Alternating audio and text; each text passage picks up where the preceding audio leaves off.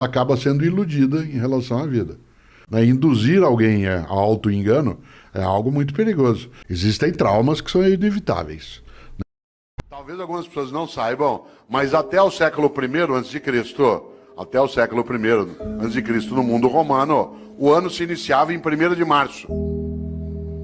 O ano se iniciava em 1º de março. O primeiro dia do ano era 1º de março. E o último era 28 de fevereiro.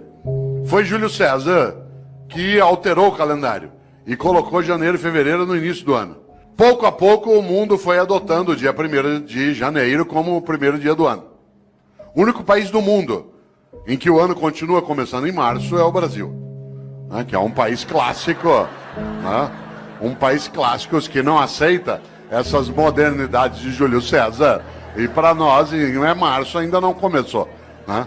Olha que coisa interessante. No entanto, no passado se usava o último dia do ano, que no caso era 28 de fevereiro, para pensar sobre a vida. Os antigos, no mês de fevereiro, usavam o final do ano para pensarem sobre o que tinham feito e o que deveriam fazer. Nós passamos a fazer isso com dezembro. Quando se aproxima 31 de dezembro, alguns e algumas têm o hábito de pensar naquilo que fizeram. Isso é típico de algumas religiões, entre elas o judaísmo, o islamismo e o cristianismo, que tem uma ideia muito forte na vida. Tenha você ou eu, religião ou não, há uma questão séria nessas religiões. Elas têm uma coisa chamada juízo final. O que me assusta na ideia de juízo final não é o fato de ser final, mas o fato de ser juízo. Porque na crença dessas religiões, insisto, acredite você ou não, essa é uma questão tua privada, há algo decisivo. Elas acreditam que ao final da tua existência, a divindade vai te chamar no canto e falar, vem aqui para um particular. Seguinte, durante a tua vida, por que fez o que fez? E por que não fez o que não fez?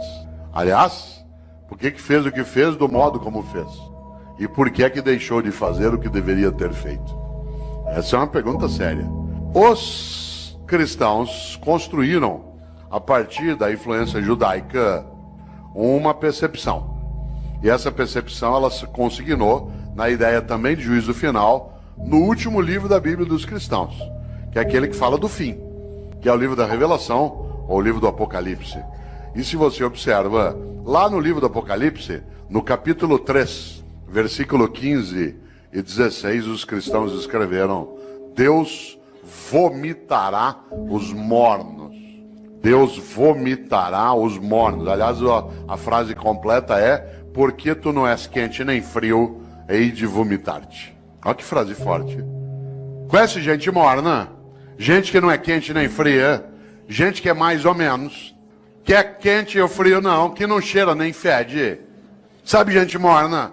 Morna no trabalho, morna na comunidade, morna na prefeitura, morna na câmara, morna na escola, morna. Não é quente nem fria, gente que não tem compromisso, mais ou menos compromissado, mais ou menos competente, mais ou menos servidor, mais ou menos religioso, mais ou menos político, mais ou menos. Deus vomitará os mornos. Sabe aquela pessoa que é morna? Morna no casamento. E aí como é que tá o casamento? Ah, ruim com ele, pior sem ele. Morna na comunidade. E aí, como é que está o debate em Campinas sobre a política? Vamos levando, né? E aí, lá na prefeitura, vamos ver o que dá, né? E a escola, como é que tá? Não sei, vamos ver, não, falta pouco para eu aposentar. Deus vomitará os mornos. Gente que é morna na amizade. Você vai apertar a mão dela, com licença, ela dá só a pontinha do dedo. Você aperta aquela minhoca desmilinguida. Você vai abraçar, a pessoa abraça meio de lado, meio parece que tem nojo. Sabe gente que economiza afeto? Pessoas que esquecem que afeto e conhecimento é uma coisa que se você guardar, você perde. Gente que é morna na cidade, morna no casamento, morna no serviço público. Morna, não é quente nem fria. É morna na religião. Conheço gente, por exemplo, que vai a um culto ou a uma missa. Um dos meus sobrinhos é pastor presbiteriano aqui em Campinas, e às vezes a gente brinca, né, sobre isso, curiosamente, porque tem gente que vai a um culto ou a uma missa e escolhe o horário da missa, por exemplo, pelo tamanho rápido que ela tem. Se eu vou à missa das 10, naquela igreja que o padre faz uma missa rapidinho, então vai para quê? Ou você acha que teu Deus é tonto? Você chama ele de todo-poderoso, ele não sabe que você escolheu uma missa curta. Atenção, Deus vomitará os mornos. A vida é muito curta para ser pequena. E nesta hora, uma das coisas que dá inutilidade, superficialidade a uma vida é aquela em que a pessoa não percebe e nem pensa qual é a obra que ela tem. Eu, quando era secretário de Educação na capital, percebi um dia uma coisa muito interessante. Todas as vezes que um secretário vai visitar uma escola, e secretário de Educação visita escola todo dia, quem que ia comigo?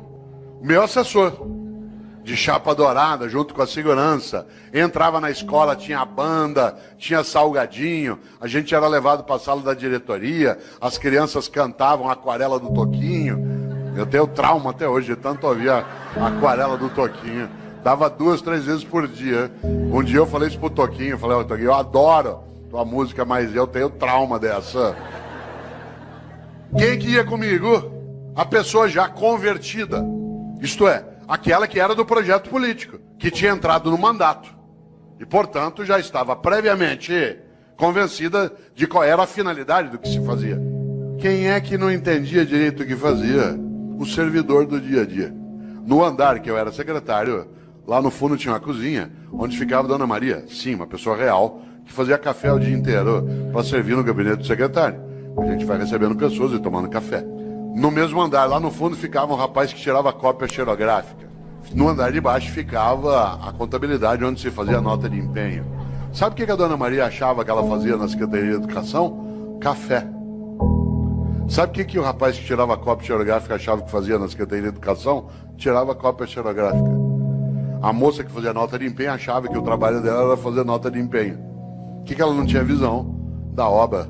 E por isso eles estavam na rotina do dia a dia. Não havia um entusiasmo. Um dia eu decidi mudar essa lógica. E decidi que em vez de ir comigo visitar a escola, com banda, com merenda, com criança, com tudo, em vez de ir quem já estava convertido, era melhor levar pessoas do dia a dia da secretaria. A primeira que foi comigo foi Dona Maria, com uma novidade. Primeiro, andar no carro do secretário. Segundo, no banco de trás. Terceiro, joelho com joelho. E ao chegar na escola comigo, chegar lá na escola, em vez dela ir fazer o café e servir, ela ia ser servida. E ela entrava e via a banda, e via as crianças, e via a reforma da escola. Vocês não fazem ideia. Quando Dona Maria voltou, a partir dali era outra Dona Maria. De repente ela entendeu uma coisa, que o que ela fazia na Secretaria de Educação não era café, era educação. E aquilo que ela fazia, que o jeito dela de fazer educação era fazer café, virava escola, criança, cidadão atendido. No dia seguinte ela viu o rapaz do Xerox que passava o dia inteiro naquela máquina fazendo aquele gesto. Ele ficou boquiaberto, porque ele não fazia ideia que o que ele fazia não era tirar cópia, o que ele fazia era educação escolar. E o jeito dele fazer educação escolar era nos ajudar, tirando cópias. Vocês precisam ver a moça, que fazia nota de empenho. Ela imaginava que a tarefa dela era passar o dia ali fazendo nota de empenho. Quando ela viu que as notas de empenho viravam reforma, criança, comunidade, criança brincando, estudando, ela ficou boquiaberta. O que ela não tinha entendido? O propósito. O propósito. Isto é, qual era a obra dela? A obra não era fazer nota de empenho, era construir educação escolar numa comunidade. Usar os recursos de maneira adequada para elevar a vida. A partir dali, tanto faz quem era o governo. Por isso, vida com propósito. Algo que é muito perigoso, que é gente morna. Porque essa gente morna, ela, de maneira geral, ela acha que o que ela faz é só aquilo como um emprego. Isso é comum. Isso é comum, inclusive, a pessoas que no dia a dia, você sabe, eles argumentam que ele vai ser mais ou menos, também pelo salário que me pagam. Você já imaginou esse princípio aplicado ao corpo de bombeiros? Tua casa está pegando fogo, já apagaram a sala, a cozinha. De repente você olha, o bombeiro está enrolando as mangueiras, guardando. Fala, onde você vai? Ué, 5 horas, é o meu horário. Então, mas tá pegando fogo lá. Não, mas é o meu horário, me paga até essa hora. Já imaginou um cirurgião, num hospital, fazendo uma sutura de apêndice, tem que dar 20 pontos na sutura, ali no teu ponto de Mark Burns, para poder fechar direitinho, porque não tem equipamento para fazer laparoscopia. O que ele faz? No 8º ponto, fala, vou parar aqui mesmo, pelo que me pagam. 8 pontos tá bom já. Você já imaginou? Você sabe que há pessoas que se conduzem desse modo no cotidiano. Obviamente que eu não estou falando de trabalhar sem remuneração, estou falando de outra coisa. Da capacidade de entender o quanto que a vida é muito curta para ser pequena. E algumas pessoas se apequenam no modo como se relacionam na atividade que desenvolvem. Por isso, volto eu aqui a uma questão: qual é a tua obra? Quando você se for e você se vai, o que vai ficar?